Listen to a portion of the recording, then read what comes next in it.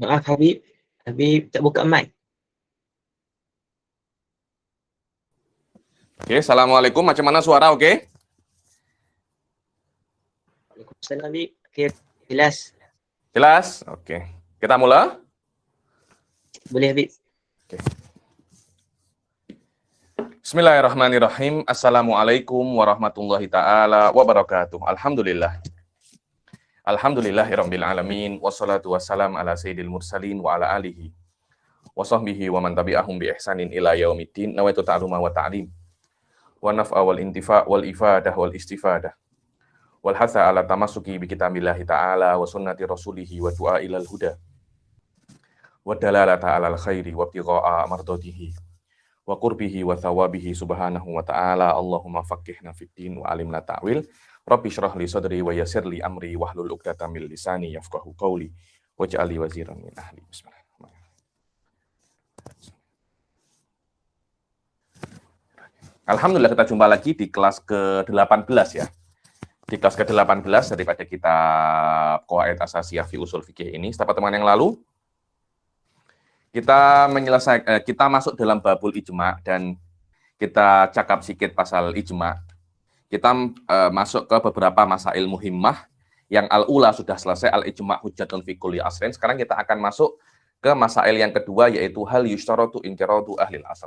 Secara umum sebelum kita masuk ke sini, saya kena mengingatkan sedikit pasal ijma ini, bahwasanya yang namanya ijma ini adalah kesepakatan semua ulama yang ada pada zaman tersebut.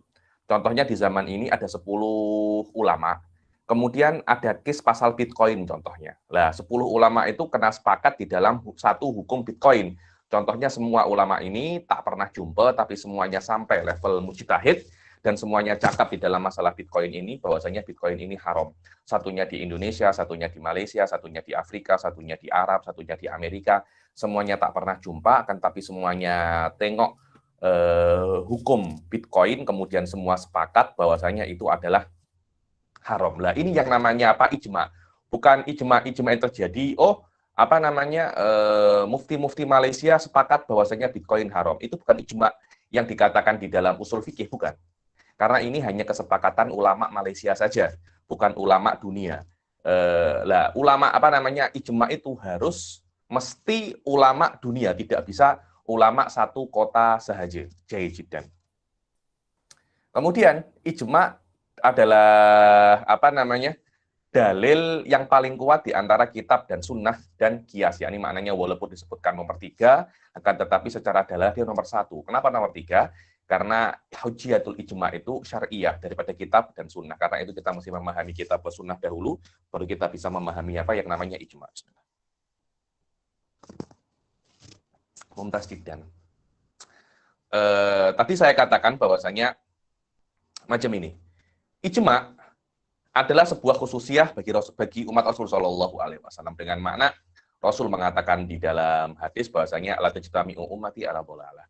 Ketika umatku itu sepakat dalam sesuatu, maka tidak akan mungkin kesepakatan itu salah. Maknanya kalau ada 10 ulama, contohnya pada tahun 2022, ada 10 ulama yang tersebar di segala penjuru dunia, ulama Islam, dan semuanya masuk dalam kategori mujtahid mutlak, sepakat di dalam hukum bahwasanya Bitcoin itu haram, maka tidak mungkin 10 ulama ini salah. Ternyata indallah Bitcoin itu halal. Tidak mungkin semacam itu. Jaijidan. Apakah disyaratkan 10 orang ulama ini mesti mati semua sampai ijma itu terjadi? Sekiranya mereka, ulama yang paling muda daripada 10 itu rumahnya ada di Malaysia, ada di Terengganu contohnya. Di Terengganu itu ada mujtahid mutlak, umurnya masih 40 tahun. Yang lain itu sudah 70, 80. Apakah mesti orang yang paling kecil itu meninggal dan semuanya tidak ada yang rujuk daripada pendapat mereka tentang keharaman Bitcoin, baru yang namanya ijma ini terjadi? Alal mu'tamad tidak. Maknanya tidak mesti semua ulama itu mati dan mereka tidak rujuk daripada pendapat mereka tentang keharaman Bitcoin agar ijma itu terjadi. Tidak. Cukup mereka pada tahun 2022 semuanya sepakat bahwasanya Bitcoin itu haram. Setelah terjadi, esoknya ada yang nak rujuk, tak boleh. Tak boleh. Kenapa? Karena ijma itu sudah terjadi, maknanya sudah ada kesepakatan daripada para ulama tentang keharaman Bitcoin. Maka walaupun mereka masih belum meninggal, mereka masih belum mati, mereka tidak boleh rujuk lagi. Contohnya nanti ada 10 ulama sepakat, kemudian setelah 1 bulan, salah satu daripada ulama itu nak rujuk bahasanya, saya cakap bahwasanya Bitcoin itu bukan haram, tapi mungkin hanya makruh saja, tak boleh. Kenapa? Karena ketika itu sudah terjadi ijma. Maka salah satu daripada 10 ulama itu tidak boleh untuk rujuk daripada ijma yang sudah dia sepakati. Ini yang dikatakan hal yustaradu atsaniyah hal yustaradu inqiradu ahli asri. Yang kedua, apakah disyaratkan di dalam terrealisasinya ijma ulama-ulama yang ada pada zaman tersebut sudah ingkirot. Apa itu ingkirot? Sudah punah. Maknanya sudah habis semua. Apakah disyaratkan? Tidak. Alal mu'tamad tidak. La yustaratu fin iqadil ijma' kaunuhu hujjatan ingkiradu ahlil asri minal mujmi'in bimautihim ala sahih. Dan tidak disyaratkan di dalam terrealisasinya ijma'. Dan ijma' itu menjadi hujjah. Mesti ulama-ulama yang ada di dalam zaman itu yang pendapatnya dianggap daripada ulama-ulama yang bisa menjadikan ijma itu hujah, mesti mati dulu. Tidak mesti mati. Kenapa semacam ini? Karena ada potensi ulama-ulama itu rujuk biasa ya. Anda akan tengok ulama itu pertama mengharamkan sesuatu, kemudian setelah itu menghalalkannya. Kenapa? Karena yang namanya ilmu itu akan terus berkembang. Karena ilmu ulama pada saat mereka umur 30-an tidak sama dengan ilmu ulama ketika umur mereka itu 50 tahun, 60 tahun. Ilmu mereka akan terus bertambah. Jadi mungkin pada umur 50-60 tahun itu mereka akan tengok dalil-dalil yang mereka tak pernah tengok ketika umur mereka 30-an. Itu biasa-biasa saja. Jadi ketika ulama itu rujuk daripada pendapatnya boleh-boleh saja. Contohnya dulu itu ada orang, mungkin ada ulama itu mengharamkan kopi. Karena ada yang mengira kopi itu daripada khamr pada saat itu. Kemudian, kopi itu khamr. Akhirnya dia research pasal kopi, dan dia risetnya itu research Maidani, field research ya. Ini dia panggil orang-orang untuk coba minum kopi. La haula wala quwwata illa billah. Apakah kopi itu memabukkan? Disuruh minum. Setelah minum banyak, dia tanya, diajak seimbang gitu, tak ada masalah, maknanya kopi tidak memabukkan. Akhirnya dia rujuk daripada pendapat beliau bahwasanya kopi itu haram. Jadi tidak ada masalah, dan itu tidak haram. Jangankan cuma rujuk daripada masalah, Imam Syafi'i rujuk daripada madhab qadim, beliau rujuk ke madhab jadid, tidak ada masalah. Rujuk tidak ada masalah. Cuma ketika sudah terjadi ijma, dia tidak boleh rujuk. Contohnya 10 orang sepakat bahwasanya di tahun 2002 bahwasanya Bitcoin itu haram. Kemudian salah satu ulama nak rujuk, dia riset lagi bahwasanya ternyata Bitcoin tidak haram. Tidak boleh. Loh, kenapa? Kalau Anda sendiri, satu orang riset Bitcoin haram, kemudian setelah 10 tahun Anda rujuk Bitcoin halal, tidak ada masalah. Tapi di dalam case ijma ini berbeza. Karena ada sesuatu yang menghalangi Anda untuk rujuk. Apa itu? Terjadinya ijma tadi itu. Sudah terjadi ijma. Kalau Anda rujuk, Anda akan berbenturan dengan ijma.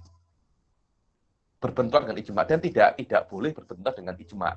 Dan rujuknya Anda akan menjadi, kalau seandainya rujuknya Anda itu diterima, akan menjadikan pada saat tahun 2022 itu semua ulama itu salah. Dan ini berbenturan dengan Rasulullah Shallallahu Alaihi Wasallam. La tajtami'u ummati ala dhalalah. Ini adalah mu'tamad madhab mu'tamad dalam usul fikih, bahwasanya untuk terjadinya ijma tidak perlu semua orang itu mati, semua ulama itu mati dahulu agar kita yakin bahwasanya memang tidak terjadi rujuk daripada salah satu ulama. Falau ijtama al-mujtahidun fi asrin ala hukmin lam yajuz lahum wala li ghairihi mukhalafatuhu ba'da dzalik. Kalau ada mujtahidun semuanya itu sepakat di dalam satu zaman terhadap satu hukum syariat, tidak boleh bagi mereka atau selain mereka itu bertentangan dengan hukum yang sudah diijma oleh mereka. Kenapa? Karena ijma'nya sudah terjadi. Walaupun mujtahid sendiri itu nak rujuk, tidak boleh.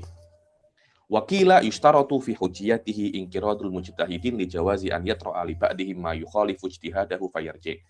Dan ada qil yang mengatakan disyaratkan. Kita dengar ada dulu kejap ya.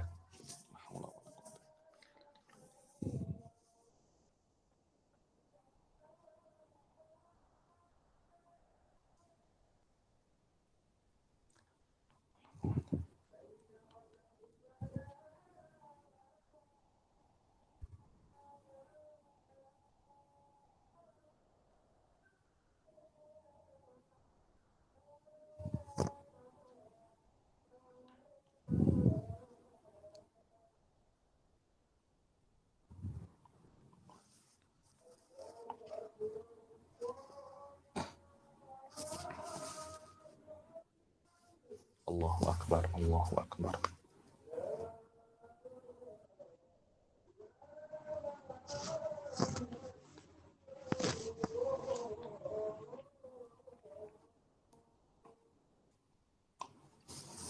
La ilaha illallah Muhammadur Rasulullah SAW.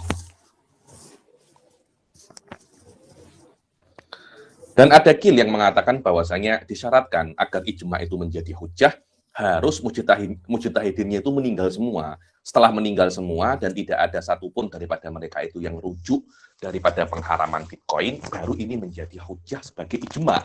Kalau tidak, maka tidak. Kenapa? Karena ijma itu sesuatu yang sangat apa ya?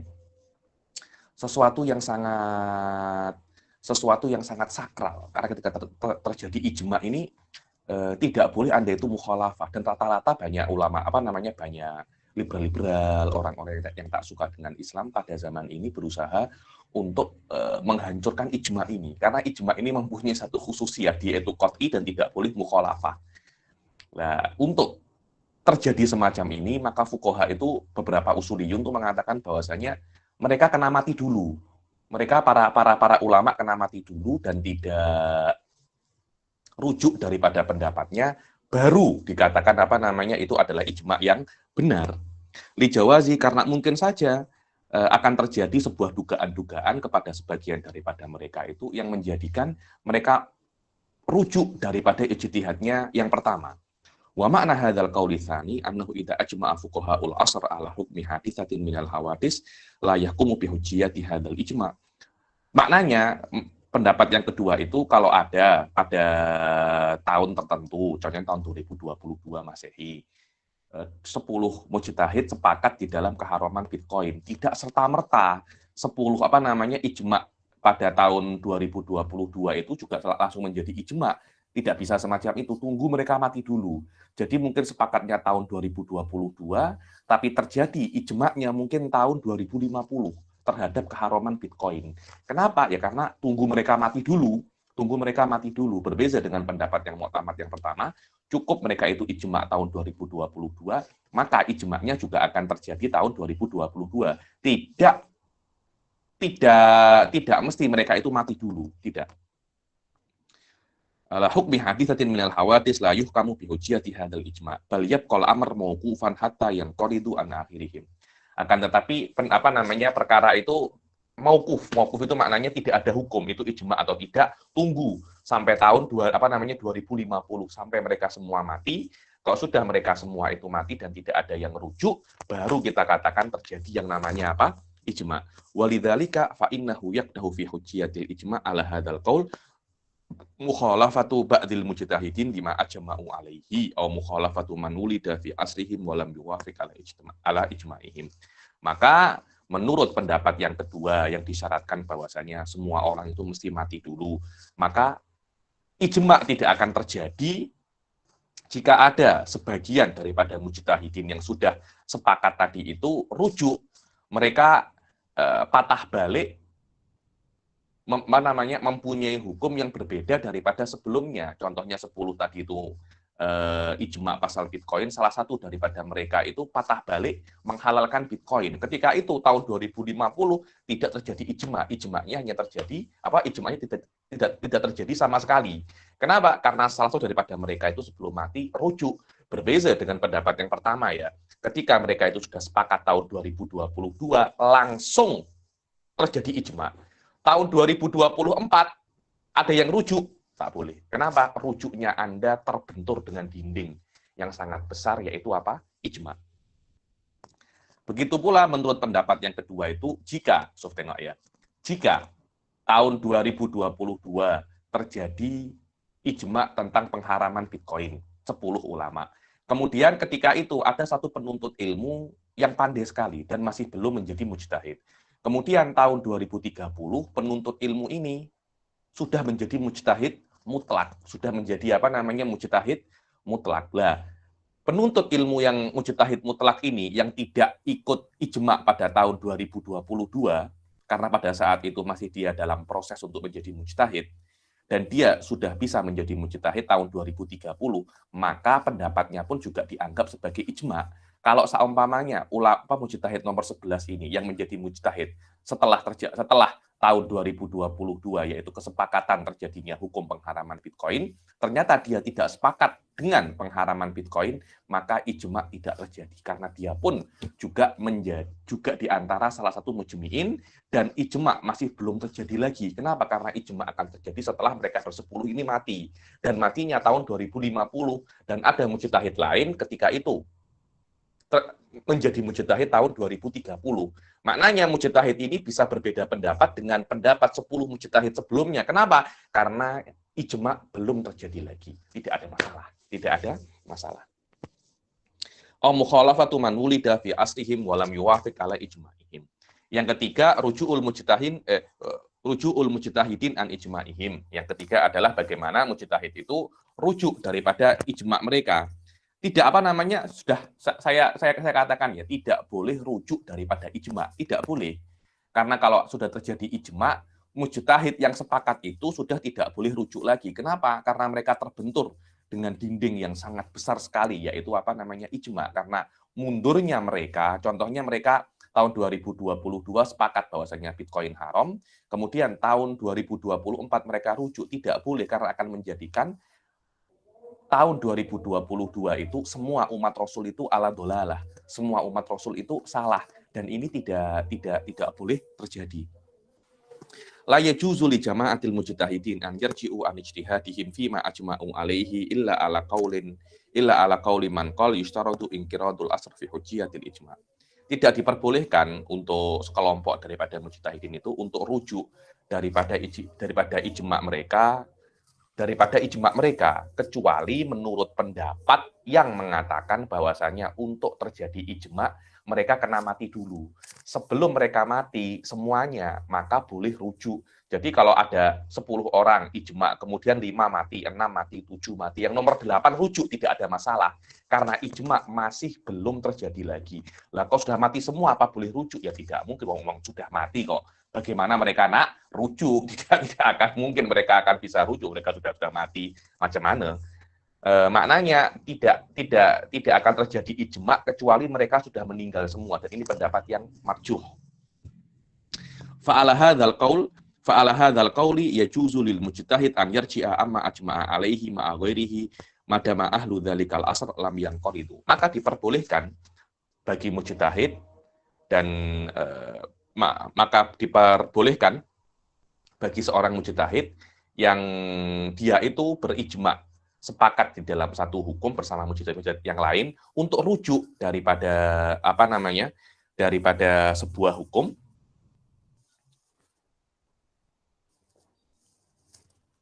selama masa mereka masih belum habis, maknanya mereka masih belum mati semua, tidak ada masalah. Wahada fihi sa'ah, ini sudah saya katakan, ini bersandarkan di dalam kesakralan ijma, karena ijma itu bukan sesuatu yang main-main. Ketika terjadi ijma, maka tidak diperbolehkan semuanya itu untuk rujuk dan untuk mukhalafah. Wallahu a'lam. Dan ijma itu qat'i.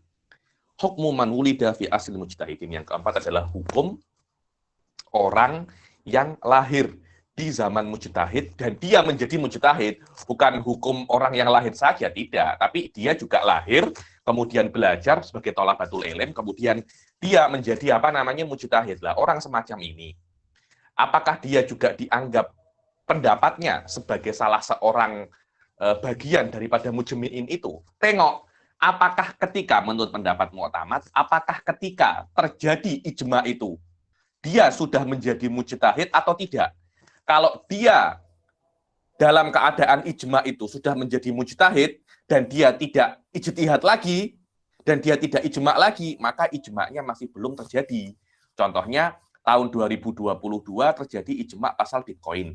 Ternyata ada 10 ulama, ternyata ada satu ulama yang belum ijma lagi. Lah itu masih belum terjadi ijma, karena yang namanya ijma itu adalah kesepakatan semua ulama. Sedangkan daripada 11 hanya 10, maknanya ini tidak dikatakan ijma daripada ulama. Kemudian kalau seumpamanya tahun 2020 ini 2022 terjadi ijma pasal Bitcoin oleh 10 ulama. Kemudian ada satu ulama yang masih belum sampai derajat ijtihad. Sampai derajat ijtihadnya tahun 2030, maka sudah terjadi ijma dan ulama tahun 2030 itu tidak boleh berijtihad yang bertentangan dengan bertentangan dengan apa yang sudah disepakati oleh ulama tahun 2022, yaitu tentang keharaman Bitcoin. Rabi'ah yang keempat adalah hukum orang yang lahir di dalam masa mujtahidin, di dalam era mujtahidin yang terjadi ijma di dalamnya. Wa yu'tabaru fil iqadil ijma' qaulu man wulida fi hayatihim wa tafaqqaha wa sara min ahli ijtihad li annahu min ahli asrihim. Wa hadha 'ala al-qauli tsani wa huwa ishtiratu inqiradil asri. Dan dianggap disyaratkan untuk realisasinya ijma' kesepakatan sepakatnya seseorang yang lahir di zaman para ulama dan belajar fikih menjadi mujtahid. Kenapa? Karena orang semacam ini dianggap di dalam eranya para ulama. Karena syaratnya menjadi ijma itu mesti semua ulama sepakat. Dan orang ini yang lahir di era mujtahid ini, sebelum mujtahid ini mati semua dan dia sudah menjadi ijtihad, juga dianggap sebagai mujtahid. Kenapa? Karena zaman mereka masih belum selesai lagi dan ijma masih belum terjadi.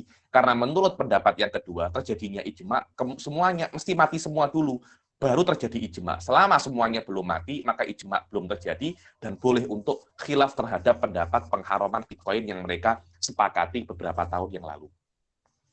Wahada, dan ini adalah pendapat dan ini terbina atas pendapat yang kedua, yaitu apa? Disyaratkan selesainya zaman para mujtahid dengan mereka meninggal semua, yakni. Walakinnal qaula shahih annahu la yakdahu fi ijma'ihim mukhalafatu man wulida fi asrihim.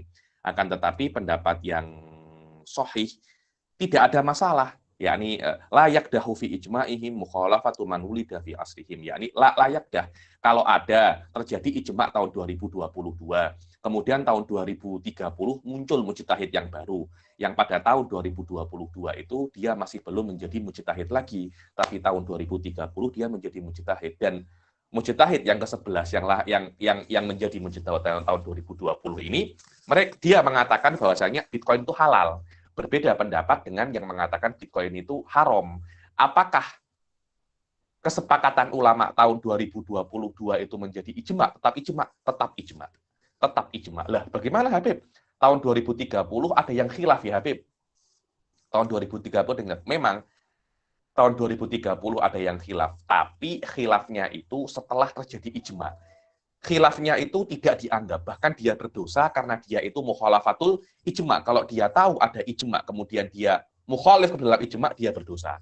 Dan apa yang dia buat daripada mukhalafatul ijma itu tidak menjadikan ijma bukan ijma. Tetap kesepakatan ulama tahun 2022 tentang pengharaman Bitcoin tetap dianggap ijma qat'i dan tidak boleh untuk ditentang.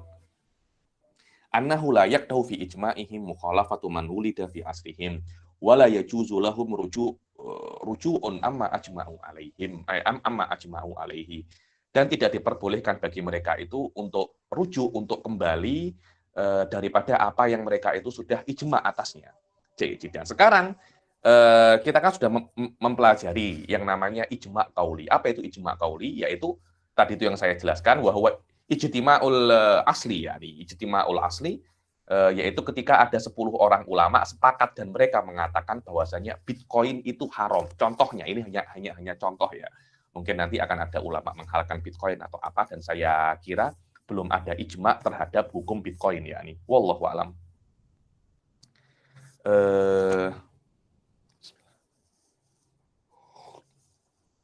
Ketika terjadi ijma Bitcoin, maknanya ada 10 ulama di satu zaman semuanya mengatakan bahwasanya Bitcoin itu haram. Semua mengatakan dengan jelas tentang pengharaman Bitcoin. Mumtaz jiddan. Ini adalah ijma yang kita pelajari. Ini adalah ijma yang kita pelajari dan ini yang dianggap sebagai ijma'un usuli yang yang maknanya itu qawi jiddan, kuat sekali dan qot'i dan tidak boleh untuk dikhilafkan. Jayid. Ada beberapa macam ijma yang lain yang kita kenal dengan nama ijma'un fi'li atau ijma'un sukuti. Jadi sekarang kita tengok secara ringkas apa itu ijma'un fi'li dan ijma'un sukuti. Kenapa? Karena kalau kita mengetahui ijma'un fi'li dan sukuti ini, minimal di kitab-kitab yang selanjutnya kita boleh tafsil di dalam ijma' yang saya sebutkan di sini, yang disebutkan di sini ya. Al-khamis al-ijma'ul fi'li wal qauli. Al-ijma' yahsulu bil qauli min kulli man huwa ahlun lil ijma' wa yahsulu bil fi'li. Dibilang kesepakatan atau ijma' itu akan terjadi dengan kata-kata dari orang yang mempunyai skill untuk membuat ijma'. Maknanya ijma' akan terjadi dengan perkataan mujtahid, bisa. Dan juga bisa terjadi dengan perbuatan para mujtahidin. Bagaimana ijma' fi'li itu? Semuanya ta'amul dengan Bitcoin. Jadi ada 10 mujtahid di zaman ini, semuanya memakai Bitcoin. Lah kalau seumpamanya Bitcoin itu haram, maknanya semua mujtahid ini berbuat perkara yang haram. Dan itu tidak mungkin. Jadi ijma' fi'li adalah kesepakatan mujtahid di dalam sebuah perbuatan. Tidak ada yang cakap, tapi semuanya berbuat satu perbuatan yang sama. Itu namanya apa? Ijma'un fi'li. Fa'ammal awal fahuwal ijma'ul qauli wa suratuhu an yaqul yajuzu kada wa yahrumu kada wa yundabu kada wa halumma jarra. Yang pertama adalah ijma' qauli dan surahnya mereka itu mengatakan bahwasanya perkara ini boleh, perkara ini haram, perkara ini sunnah wa halumma jarra. Yani semua 10 mujtahid mengatakan perkara ini halal. Semua 10 mujtahid mengatakan perkara ini haram. Semua 10 mujtahid mengatakan perkara ini sunnah dan begitu. Adapun ijma' fi'li itu 10 mujtahid itu berbuat sebuah perbuatan. Jadi 10 mujtahid semuanya mempunyai account Bitcoin.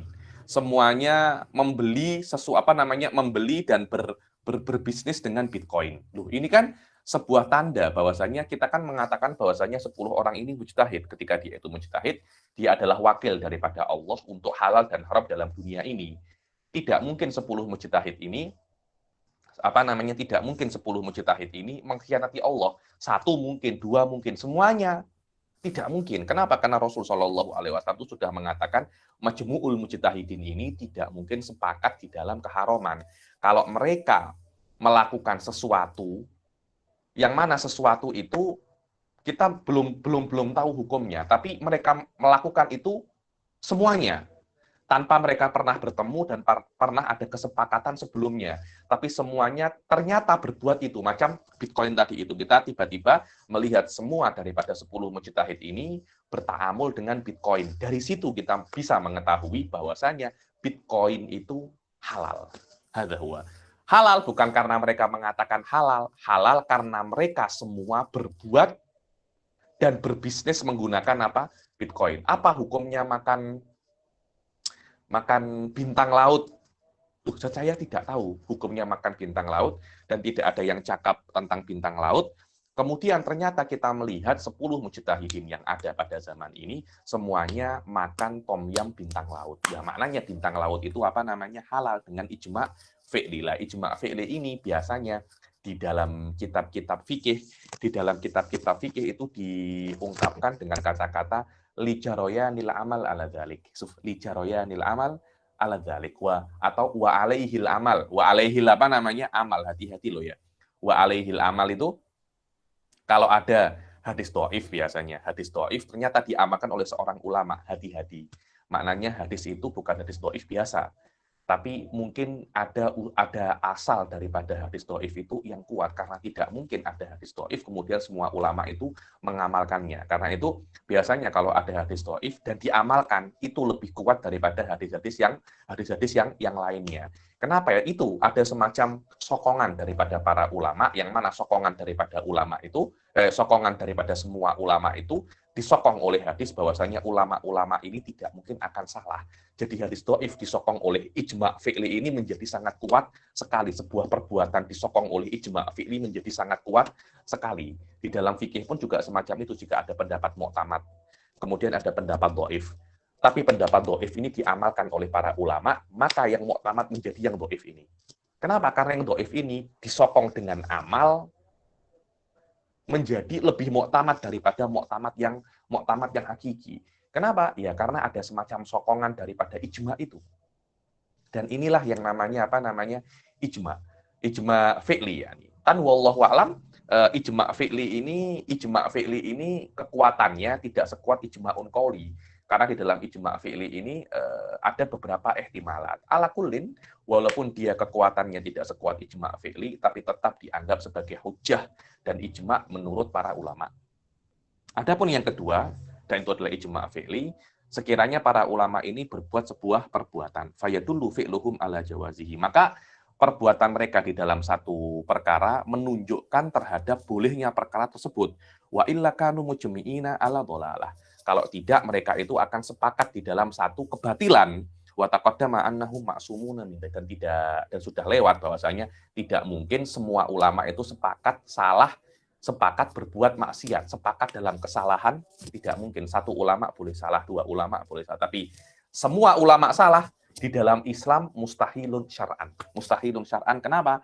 Karena Rasul Shallallahu alaihi wasallam mengatakan la tajtami'u ummati ala dhalalah. Jadi sekarang ada ijma yang lain, namanya ijma'un as-sukuti. Apa itu ijma' as-sukuti?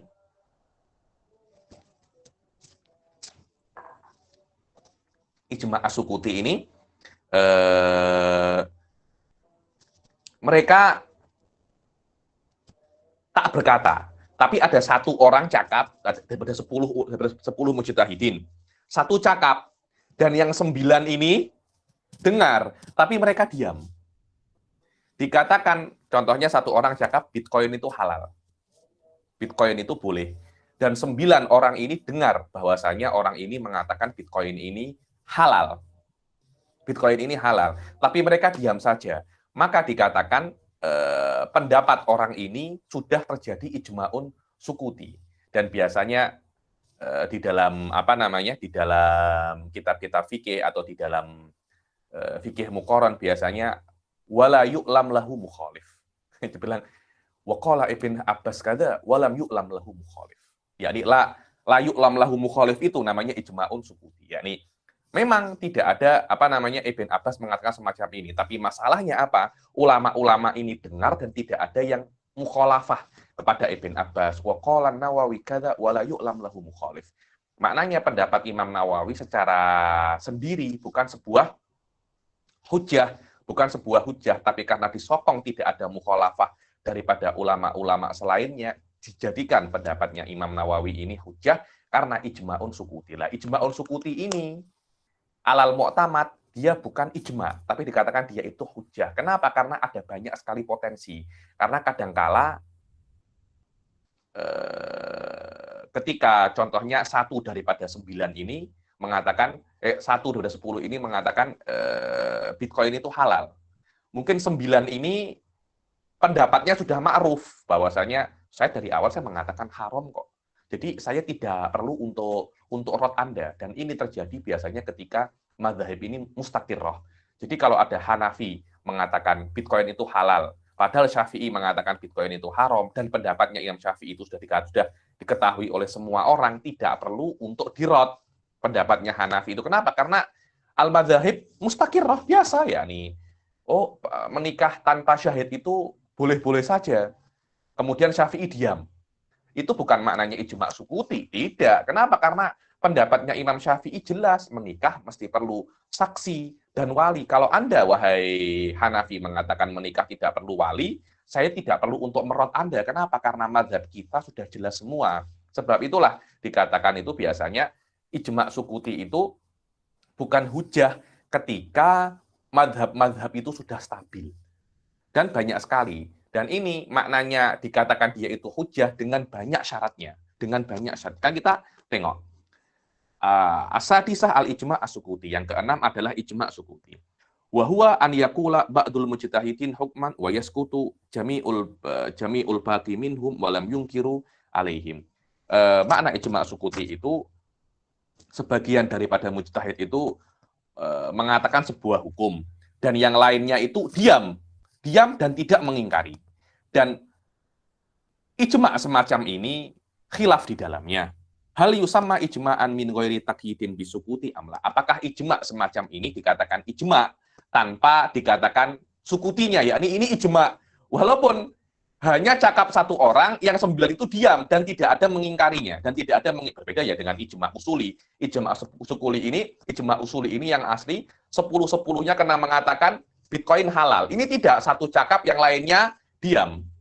Fihi khilafun lafdi man sya'uhu as-sukutul mujarrad, yakni di dalam masalah ini ada khilaf dan inti daripada khilaf itu adalah apakah diam yang mana diam itu murni daripada amaratir ridha wa sukhut, yakni murni daripada tanda-tanda dia setuju dan tidak setuju, karena kadangkala satu ini cakap Bitcoin halal, tapi yang 5 ini macam cemberut, tak setuju dari mukanya tampak tak setuju, atau yang cakap Bitcoin ini halal disokong pemerintah, disokong kerajaan, di belakangnya itu ada polis dan askar. Yang 9 ini takut nak mukhalafah akan ditangkap dan masuk penjara. Dia diam. Lah diamnya itu bukan maknanya mukhalafah tapi khauf. Lah ketika dia itu diam karena takut, maka tidak terjadi ijma'un sukuti. Mesti diam dan adamul inkar itu terbina atas tidak tanpa ada tanda-tanda takut, tanpa ada tanda-tanda tidak setuju dan tanda-tanda setuju. Kalau semuanya tanda-tanda setuju, contohnya mereka diam, kemudian mereka semacam ini, mengangguk-anggukkan kepala semua. Maknanya semuanya setuju dengan pendapat Bitcoin itu halal. Atau mereka itu ada tanda-tanda tak setuju, muka mereka marah, muka mereka merah, mereka macam nak marah tapi tak bisa atau takut, maka tidak terjadi ijma'un sukuti. Kalau mereka ada tanda-tanda ridho, confirm terjadi ijma'. Tidak ada tanda-tanda ridho, ada tanda-tanda tidak ridho, confirm tidak terjadi ijma'. Masalahnya tidak ada tanda ridho dan tidak ada tanda tidak ridho. Nah, ketika itu di sini khilafnya. Ma'abulughil kul wa mudi zamanin nador adatan an mas'alatin ijtihadiyah taklifiyah. Dan pendapat yang mengatakan Bitcoin itu halal sudah sampai ke semua mujtahid dan sudah mudi dan sudah setelah yang nomor 1 itu yang mengatakan Bitcoin itu halal sudah, dan mereka sampai khobar ada yang mengatakan Bitcoin itu halal, dan sudah lewat beberapa waktu, yang mana waktu ini adalah waktu yang normal untuk orang itu tengok lagi pendapatnya. Contohnya, satu orang pada 10 ini mengatakan bulan Mei bahwasanya Bitcoin itu halal. Setelah 5 bulan, diam, tidak ada rot. Padahal dalam waktu 5 bulan ini adalah waktu yang normal untuk rujuk, untuk tengok lagi dalil daripada pendapat ini kuat apa tidak. Lah, setelah 5 bulan ini tidak ada yang ingkar, apakah terjadi ijma' sukuti atau tidak? Dan ini mesti di dalam masalah ijtihadiyah taklifiyah.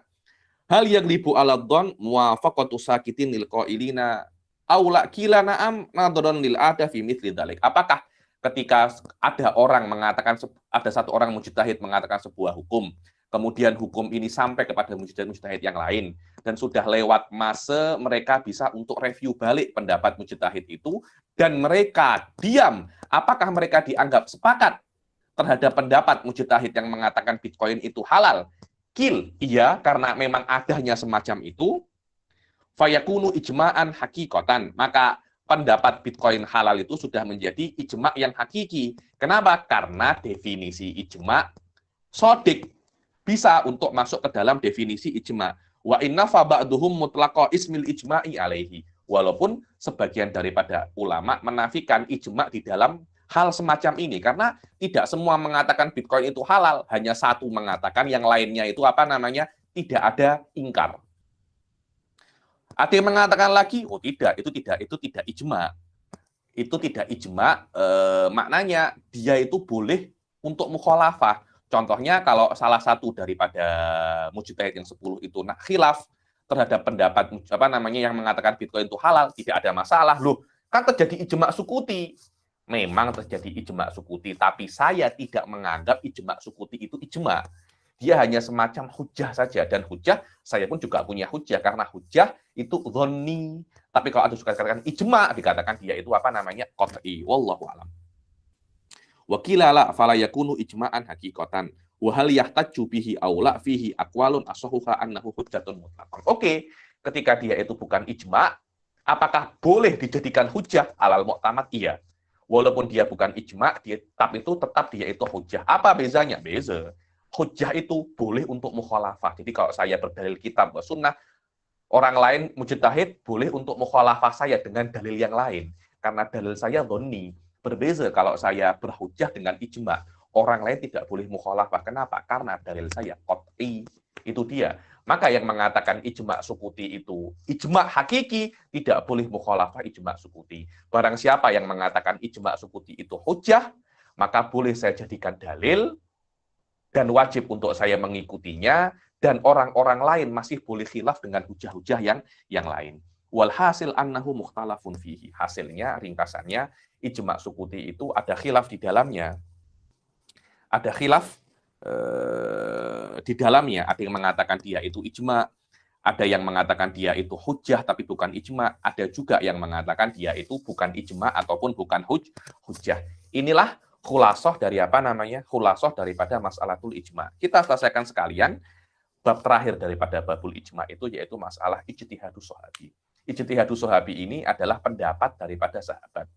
Kenapa pendapat daripada sahabat ini penting? Loh iya, karena sahabat ini dekat dengan Rasul Shallallahu Alaihi Wasallam. Jelas orang-orang yang dekat dengan Rasul Shallallahu Alaihi Wasallam, mereka akan lebih memahami makna-makna hadis, mereka akan memahami makna-makna Al-Quran daripada orang yang jauh daripada Rasul Shallallahu Alaihi Wasallam. Ketika ada para sahabat sampai derajat mujtahid, kemudian mereka itu berpendapat, maka apakah boleh sahabat yang lain itu khilaf? Contohnya adalah Ibn Abbas.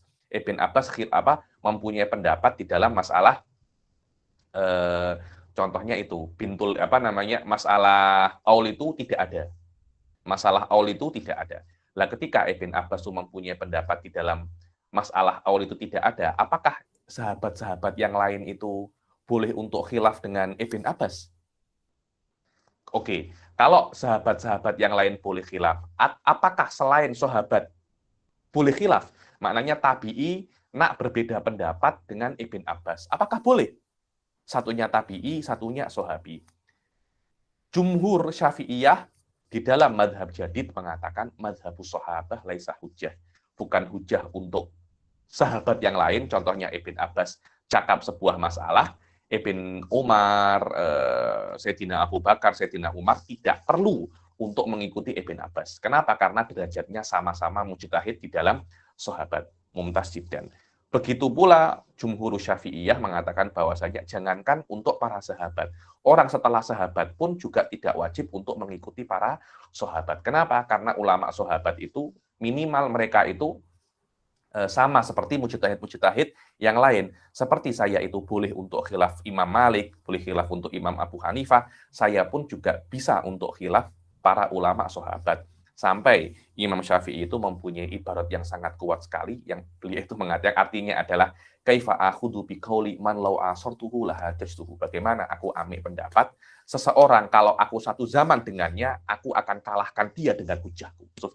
Itu adalah pendapatnya Imam Syafi'i. Akan tetapi pendapat qadim daripada Imam Syafi'i kalau tak silap mengatakan bahwasanya pendapatnya para sahabat hujah bagi selain sahabat dan bukan hujah bagi sahabat-sahabat yang lain. As-sahabiyah ijtihadus sahabi. As-sahabah radhiyallahu anhum udulun khiyar. Semua sahabat radhiyallahu anhum itu udul dan khiyar adalah orang-orang pilihan.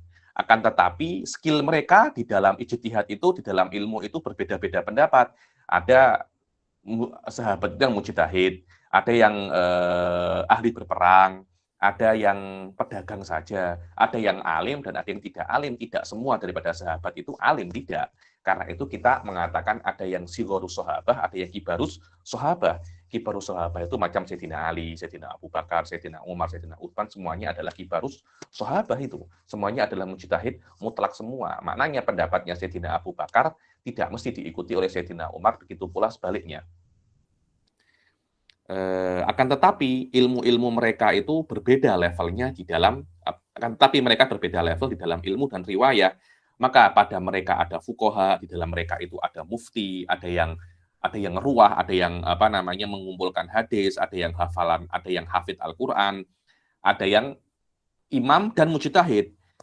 Fa idza kana li sahabil mujtahid qaulun fi qadiyatin ijtihadiyah, kalau ada salah seorang sahabi itu mempunyai pendapat di salah satu masalah ijtihadiyah, dan masalah ini hukumnya mereka dapat daripada ijtihad, bukan daripada tauqif. Tauqif itu hukumnya mereka ambil daripada akal mereka, ijtihad daripada dalil, bukan memang Rasulullah mengatakan itu namanya tauqif. Tauqif adalah adanya dalil secara sharih daripada kitab wa sunnah. Maknanya hukumnya bukan daripada dalil sharih daripada kitab ataupun sunnah, tapi daripada masalah ijtihadiyah saja. Maka ini adalah pendapatnya dan mazhabnya sendiri, dan bukan hujjah terhadap ulama-ulama sahabat yang lain secara ittifaq, dan juga bukan hujjah terhadap ulama selain sahabat. Kenapa? Itla dalila ala kaunihi hujjatan fawajabatarkuh. Karena tidak ada dalil pendapatnya sahabat itu hujjah, tidak boleh untuk dikhilaf. Tidak ada. Pendapatnya sahabat sama kayak pendapatnya Imam Syafi'i, sama kayak pendapatnya Imam Abu Hanifah. Kita bisa untuk mukhalafah pendapatnya Imam Abu Hanifah, bisa untuk mukhalafah pendapatnya Imam Syafi'i, begitu pula kita pun juga bisa mukhalafah terhadap pendapatnya para sahabat. Berbeda dengan pendapatnya Nabi, tidak mungkin salah. Kita tidak boleh mukhalafah dengan pendapatnya Rasul. Pendapatnya sahabat kan bisa-bisa saja mereka itu salah. Selama mereka bisa untuk salah, maka bisa untuk khilaf. Itsbatul hukum bila dalilin la yajuz, karena Anda membuat hukum tanpa dalil itu tak boleh. Maknanya pendapat yang dikatakan sahabat menjadi hukum bukan karena mereka itu sahabat, bukan. Sahabat itu bukan mansyaul hukum. Mansyaul hukum itu alim, tapi sahabat jadi sahabat karena pernah jumpa dengan Rasul Shallallahu Alaihi Wasallam. Bukan maknanya kaunuhum sahabat itu hujjah. Selama itu sahabat bisa menjadikan hukum ini hujjah bukan daripada aspek kesahabatannya, tapi daripada aspek bahwasanya hukum ini ada dalilnya, semacam itu. Wali anna sahabata radhiyallahu taala anhum ajma'u ala mukhalafati ba'dihim ba'dha. Karena sahabat itu ada ijma' bahwasanya kita melihat banyak sekali sahabat itu berbeda pendapat. Selama sahabat itu berbeda pendapat, maka mereka tahu bahwasanya pendapat sahabat yang lain bukan hujjah atas dirinya. Falau kana qaulu ba'dihim hujjatan 'alal akharin la waqa'a al-inkar 'ala man khalafahu minhum wala inkar. Kalau seumpamanya memang pendapat sahabat itu hujjah terhadap sahabat-sahabat yang lain, niscaya kalau ada Sayyidina Abu Bakar contohnya berbuat pendapat, kemudian Sayyidina Umar tidak setuju, sahabat-sahabat yang lain akan menegur Sayyidina Umar, engkau tak boleh khilaf Sayyidina Abu Bakar. Kenapa? Karena ini adalah qaulu sahabi. Tapi ternyata tidak ada yang mengingkari, bahkan terjadi peperangan, berdarah-darah, banyak yang mati antara sahabat. Biasa, tidak ada masalah itu. Menunjukkan bahwasanya pendapat salah seorang sahabat bukan hujjah terhadap sahabat-sahabat yang lainnya. Dan ini adalah pendapat Imam Syafi'i di dalam mazhabnya yang jadid. Dan di dalam mazhab yang qadim bahwasanya pendapat atau ijtihad sahabi itu hujjah terhadap selain sahabat. Maknanya pendapatnya Sayyidina Abu Bakar bukan hujjah terhadap sahabat-sahabat yang lain, tapi hujjah terhadap tabi'i. Kenapa? Karena ada hadis yang mengatakan ashabi kan nujum. Sahabat-sahabatku itu seperti bintang. Orang-orang zaman dahulu kalau nak tengok jalan itu mengikuti bintang. Kalau Anda ikut bintang, insya Allah Anda tidak akan tersesat. Manapun yang Anda ikuti tidak akan tersesat. sahabat-sahabatku seperti bintang. Siapapun yang kalian ikuti, kalian akan mendapatkan jalan. Maknanya di sini dikatakan bahasanya ashabi, kan nujum. Orang yang bukan sahabat mengikuti sahabat. Siapapun dia akan benar, akan tetapi seorang sahabat tidak perlu mengikuti sahabat yang lain. Kenapa? Karena dia pun juga sahabat. Tapi orang selain sahabat, kalau dia mengikuti siapapun, dia akan mendapatkan hidayah. Karena mereka seperti apa namanya bintang yang menunjukkan arah ke arah yang benar. Wallahu a'lam bishawab. Dengan ini selesai sudah apa namanya babul ijma. Kita berhenti sampai sini. Insya Allah yang akan datang akan masuk bab yang lain, yaitu apa? Babul akhbar wa hukmiha. Sekarang saya buka pertanyaan. Silahkan bagi yang nak bertanya. Silakan.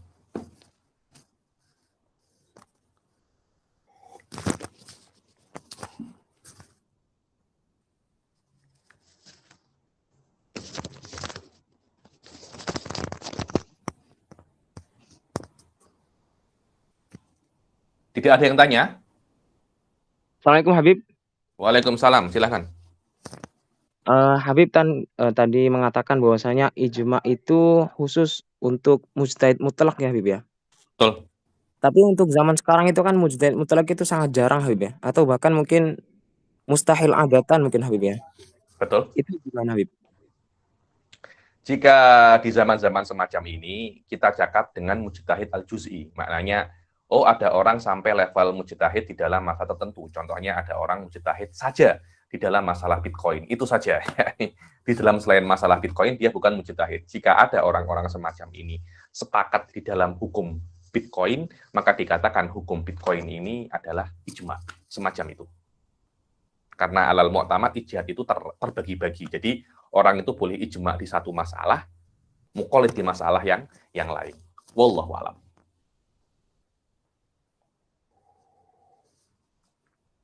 Kemudian untuk mengidentifikasi orang ini mujtahid juz'i atau tidak, wah itu mesti orang-orang yang mempunyai kompeten di bidangnya.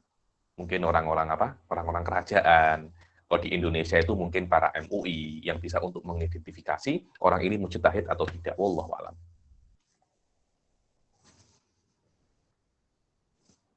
Silakan tanya lagi.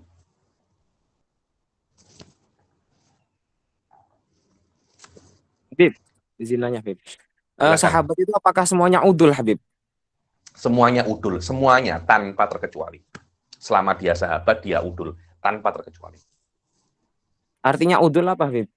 Artinya udul itu adalah orang yang mempunyai di dalam dirinya itu ada sebuah makna, yang makna itu terjadi karena dia tidak pernah melakukan dosa besar sama sekali dan tidak pernah konsisten melakukan dosa kecil. Kalau ada orang melakukan semacam itu, pada dirinya itu ada sebuah makna, yang mana makna itu menjadikan imannya itu stabil terus. Imannya itu stabil, dan dia tidak akan melakukan dosa-dosa yang besar dan tidak akan berbohong di dalam syariat. Itu yang namanya udul. Orang-orang yang baik. Tapi kan kita lihat Habib, ada sahabat yang misalkan zina, itu kan ada yang mabuk-mabukan juga. Memang, akan tetapi ketika mereka itu berzina, mereka langsung bertaubat. Mereka langsung bertaubat. Dan ketika mereka itu bertaubat atau mereka dalam keadaan belum bertaubat, mereka tidak akan berbohong tentang Nabi. Contohnya kalau ada orang daripada sahabat yang pernah melakukan dosa besar, kemudian dia meriwayatkan hadis, dia tidak akan berbohong tentang hadis itu. Itu yang namanya udul. Udul. Maknanya kita tidak boleh untuk mengatakan bahwasanya sahabat ini satu ini kurang ajar. Dia itu pendosa. Dia berkhianat kepada Rasul. Tidak bisa semacam itu. Kenapa? Karena mereka dipuji oleh Allah. Tapi kan ada sahabat yang bermaksiat, memang ada. Karena sahabat ini dipuji oleh Allah daripada aspek mereka itu manusia, dengan makna kalau mereka berbuat dosa, mereka akan langsung bertaubat. Dan biasanya itu sangat sedikit sekali. Sangat sedikit. Dan tidak ada satu sahabat pun yang sampai derajat berkhianat, berbohong dalam hadis, waddo, tidak ada. Itu yang namanya udul. Jadi, ada yang berzina, ada, tapi langsung bertaubat, itu pun sangat sedikit sekali. Tidak mungkin ada ribuan, ratusan ribu sahabat, kemudian cuma ada 1 atau 2 yang berbuat dosa besar, itu pun setelah berbuat dosa besar semuanya bertaubat, Anda menafikan keudulan terhadap mereka. Wallahu a'lam. Silakan.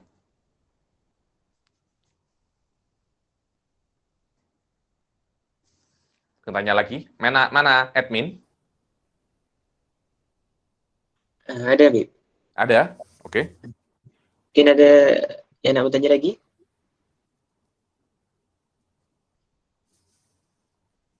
Habib, benar nggak Bitcoin itu maksudnya sudah terjadi ijma kalau itu haram?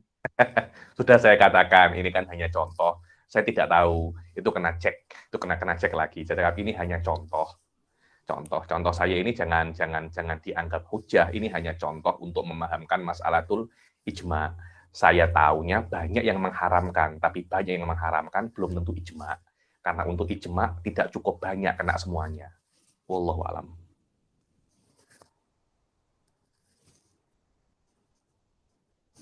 Ada lagi? Saya rasa mungkin dah tak ada Habib. Dalam Oke. komen pun dah. Tak ada, insya Allah kita jumpa lagi yang akan datang di dalam Babul Akhbar. Kita akhiri sampai sini. Bila taufiq wal hidayah. Wabillahi ridha wal inayah. Assalamualaikum warahmatullahi taala wabarakatuh. Waalaikumsalam warahmatullahi wabarakatuh. Masih Habib. Habib. Jazakallah khairan. Terima kasih.